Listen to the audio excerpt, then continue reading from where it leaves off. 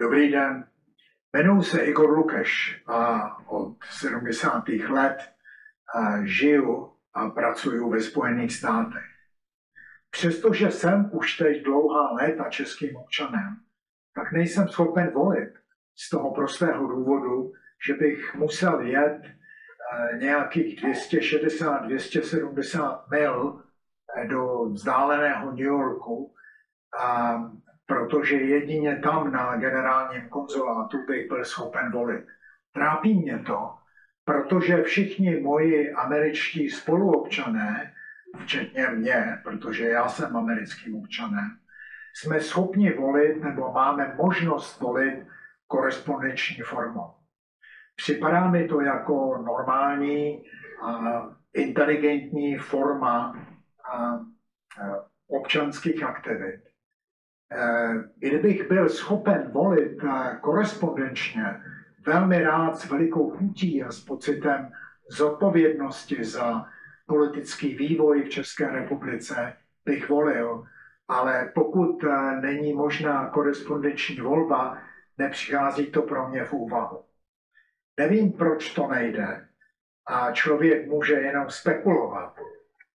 Bohužel mě napadá jenom jedno vysvětlení, a to je to, že politici buď o naše názory, tedy názory českých občanů, kteří permanentně žijeme v cizině nebo mimo území České republiky, buď o naše názory vůbec nestojí, anebo, a to je ještě horší, se jich snad dokonce i bojí.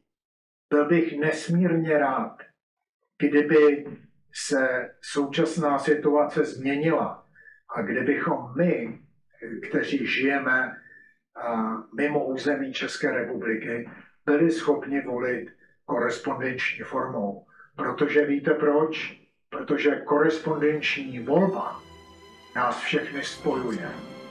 Korespondenční volba nás spojuje. Korespondenční volba nás spojuje. Korespondenční volba spojuje. Korespondenční volba spojuje. Korespondenční volba nás spojuje. Korespondenční volba nás spojuje. Korespondenční volba nás spojuje. Korespondenční volba nás spojuje. Korespondenční volba spojuje. Ivánku, kamaráde, co ta korespondenční volba, ty divochu? Jseš pro? Já teda jo. Žijeme v Evropě a korespondenční volba nás co, Ivčo?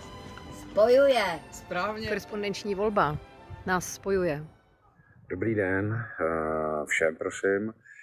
Moje jméno je Václav Marhoul, jsem filmový režisér. A já bych se opravdu velice rád připojil k iniciativě Chceme volit distančně.